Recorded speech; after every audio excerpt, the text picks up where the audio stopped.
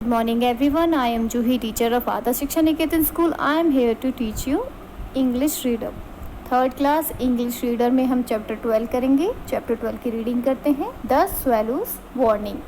जो स्वेलोज पक्षी है उसकी क्या वार्निंग थी इस चैप्टर में हम रीड करते हैं, तभी हमें पता चलेगा क्या वार्निंग दिया था. A farmer was sowing seeds in a field one day. एक दिन जो फार्मर है अपने किसान जो अपने फील्ड में बीज बो रहा था, तो many birds flu about at a short distance from him. बहुत सारे जो पक्षी हैं वो कुछ ही डिस्टेंस उन फार्मर्स से कुछ ही डिस्टेंस पे थे और उसे देख रहे थे. Amongst these birds there was a swallow. इन सभी बर्ड्स में एक जो है स्वेलो पक्षी है. स्वेलो पक्षी वो पक्षी होती है स्वेलो पक्षी को हम बोलते हैं, हिंदी में हम उसे अबाबिल कहते हैं, स्वेलोकुम. ठीक है. And as everyone knows, the swallow is a bird that always thinks of the future and take care to provide for it wisely. सभी जानते हैं कि जो swallow पक्षी है वो बहुत ही आगे तक की सोचती है और बहुत ही चालाक होती है. ठीक है.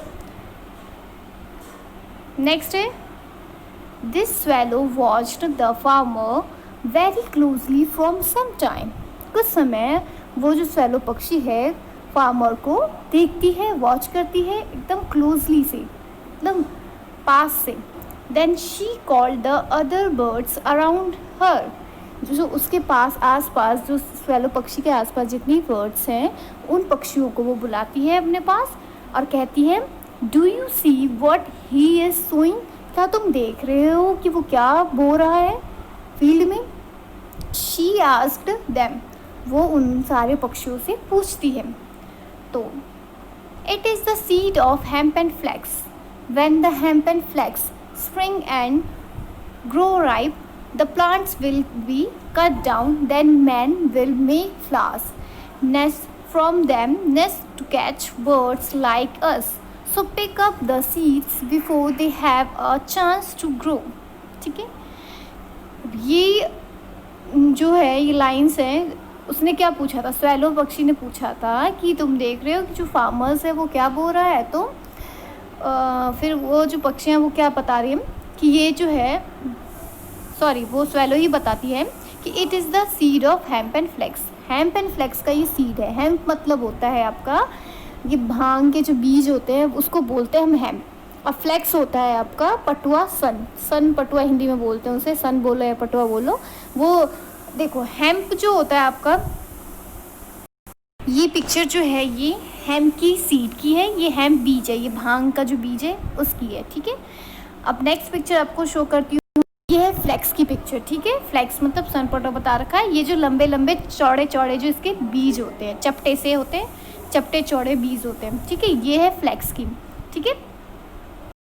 जब हेम्प और फ्लैक्स जब अच्छे से ग्रो कर जाते हैं प्लांट, तो क्या करते हैं, उसको कट करते हैं प्लांट को. फिर कट करने के बाद then man will make flowers nest from them. फिर क्या करते हैं, जो आदमी है उसके क्या बनाते हैं, फाउलर्स बनाते हैं.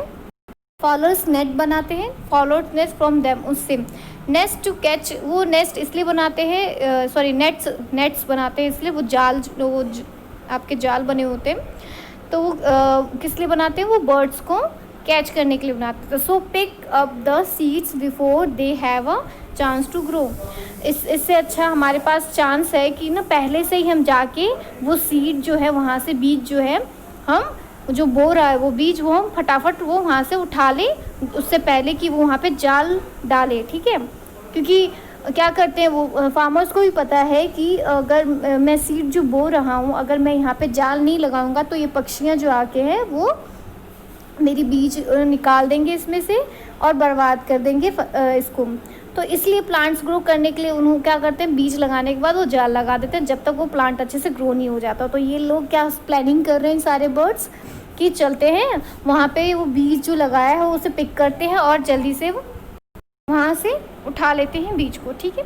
ये प्लानिंग थी बर्ड्स की. फिर नेक्स्ट आपका पैरा है, oh where is the Hari.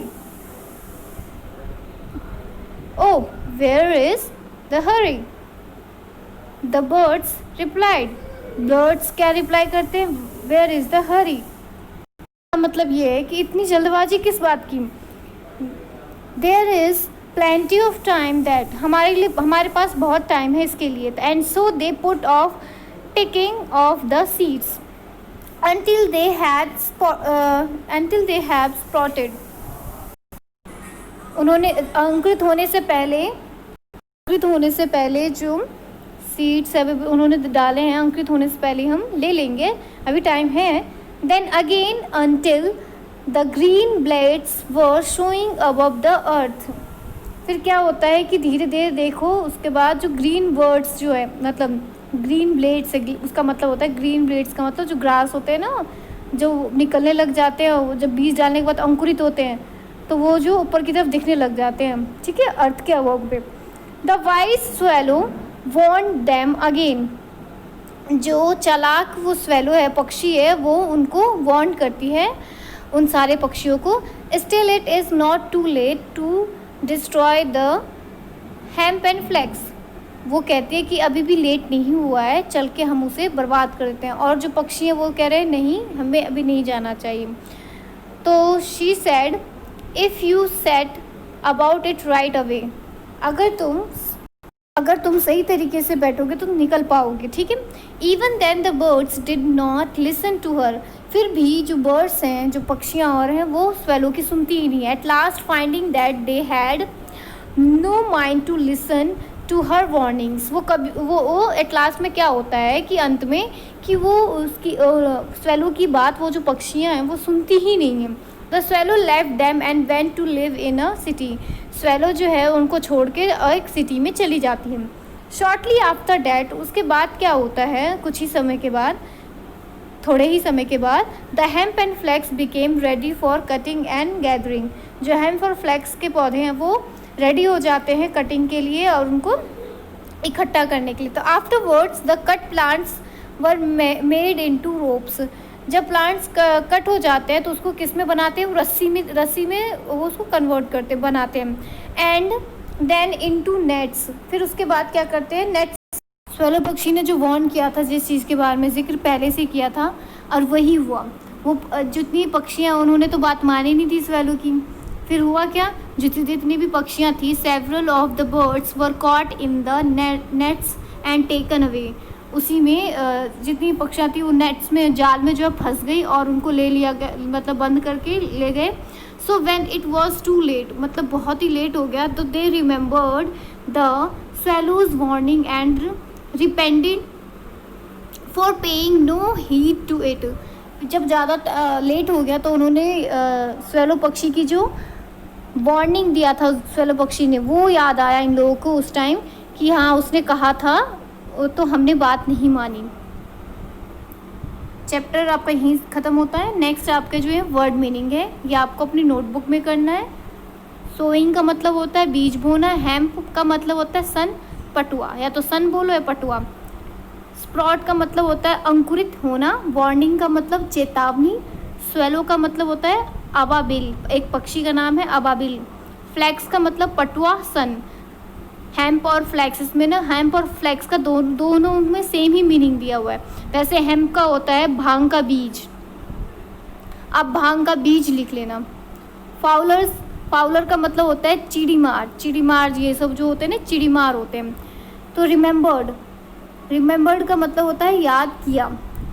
Repented का मतलब होता है पछताए, बाद में पक्षियाँ पछताई थी ना।